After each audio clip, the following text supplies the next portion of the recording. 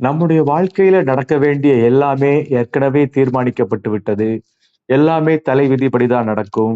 நம்முடைய கர்ம வினைகளின்படிதான் நம்முடைய வாழ்க்கை அமையும். இந்த மாதிரி நெகட்டிவான நம்பிக்கை உள்ள ஆளா நீங்க? அப்படின்னா இந்த பதிவு உங்களுக்கானது தான். நம்ம முன்னோர்களின் கர்ம வினைகள், நாம் செய்த நல்ல தீய செயல்கள் எல்லாம் பிரபஞ்ச ஏட்டில் எழுதப்படுதோ இல்லையோ, நம்முடைய டிஎன்ஏவில் பதிவுகளாக மாறுகின்றன. அந்த பதிவுகள் நாம் சுற்றுப்புற சூழ்நிலையினாலோ அல்லது செயலினாலோ சிந்தனையினாலோ அல்லது நம்முடைய ஆழ்மன பதிவுகள் தொடர்பான விஷயங்களை பற்றி பேசுவதாலோ அவை மீண்டும் மீண்டும் தூண்டப்படுகின்றன. நல்ல பதிவுகள் பாசிட்டிவான மைண்ட் செட்டையும், எதிர்மறையான பதிவுகள் நெகட்டிவ் மைண்ட் செட்டையும், நெகட்டிவான செயல்களையும் முடிவுகளையும் ஏற்படுத்துகின்றன. இந்த எண்ண பதிவுகள் நம்ம மனசுல அப்லோட் பண்ணப்பட்ட ஒரு கம்ப்யூட்டர் ப்ரோக்ராம் மாதிரி இருந்து நம்முடைய வாழ்க்கைகளை தீர்மானிக்குது.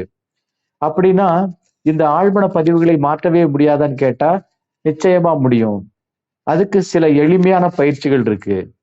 முதல்ல நம்ம வாழ்க்கைய நாம மாற்றணும் அப்படின்னு நமக்கே ஒரு கட்டாயம், ஆசை இல்லைன்னா வெறி இருக்கணும். அதாவது தீர்க்கமான வைராக்கியமான ஒரு பாசிட்டிவான சிந்தனை. அடுத்தது, நம்மையும் தாண்டி இந்த பிரபஞ்சத்துல ஒரு தெய்வீக சக்தி இருக்கு.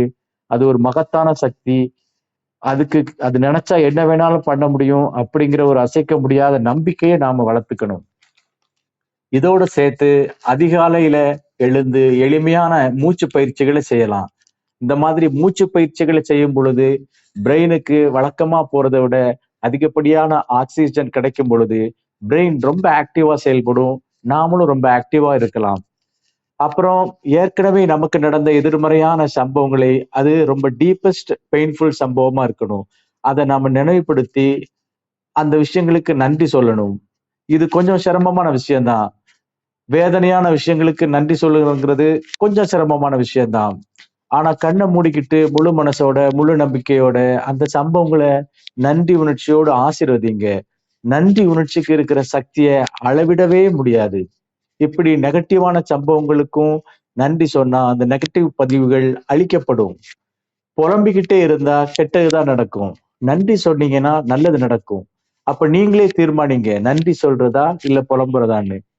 எல்லாத்தையும் விட முக்கியமா உங்களுக்கு நடக்க வேண்டியது, கிடைக்க வேண்டியதை ரொம்ப கலர்ஃபுல்லா, சின்சியரா, எவ்வளவு முடியுமோ அவ்வளவு தெளிவா, அழகா விசுவலைஸ் பண்ணுங்க. இப்படி நம்ம வாழ்க்கைய மாற்றி ஆகணுங்கிற வெறி, மூச்சு பயிற்சி, நன்றி உணர்ச்சி, பாசிட்டிவ் விசுவலைசேஷன், இது எல்லாத்தையும் தொடர்ந்து செஞ்சுக்கிட்டே வந்தீங்கன்னா படிப்படியா உங்க வாழ்க்கையில நல்லது நடக்க ஆரம்பிக்கும். இந்த 7.5 நாட்டு சனி, அஷ்டமத்து சனி, ராகு, கேது, செவ்வாய் தோஷம் இதெல்லாம் உங்களை விட்டு தலதெறிக்க ஓடி போயிடும். நல்லது நடக்கும்னு நம்புங்க. நல்லதே நடக்கும். நன்றி.